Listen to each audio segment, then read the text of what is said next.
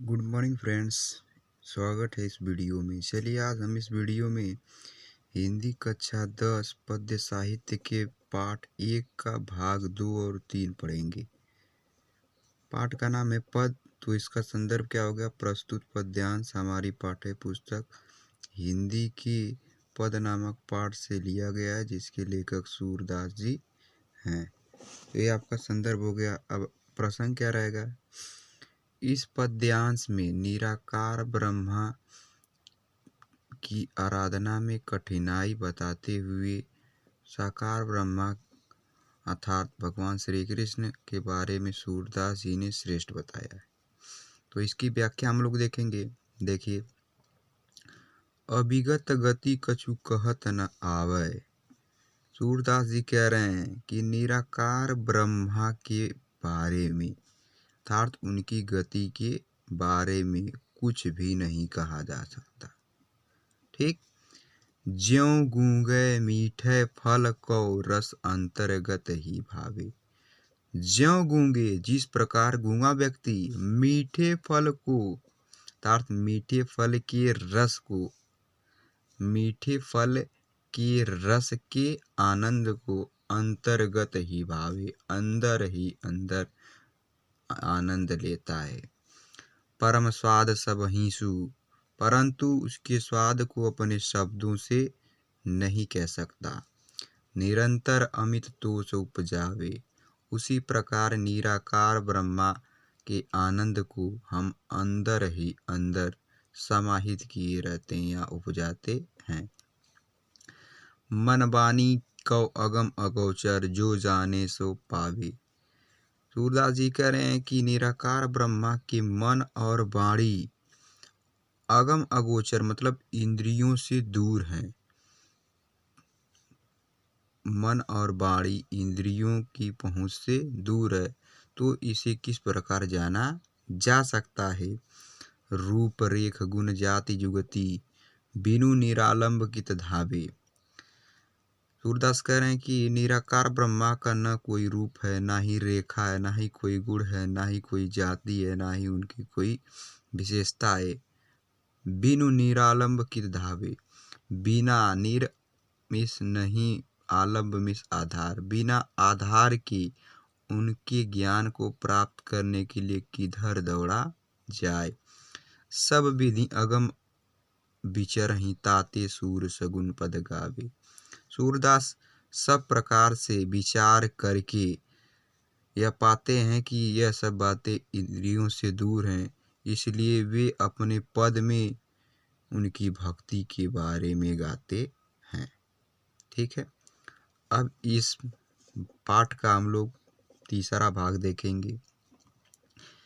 इसमें भगवान श्री कृष्ण की बाल लीलाओं के बारे में वर्णन किया गया है, तो यह उसका प्रसंग हो जाएगा और संदर्भ इसी का रहेगा। ठीक है, इस पाठ के लिए जो हमने पहली वीडियो बनाई है, सारा संदर्भ वही रहेगा इस पाठ के लिए। चलिए देखते हैं। किलकत कान घुटुरवनी आवत। सूरदास जी कह रहे हैं किलकत माने किलकारियां मारते हुए कान में भगवान श्री कृष्ण घुटुरवनी माने घुटनों के बल में आते हैं।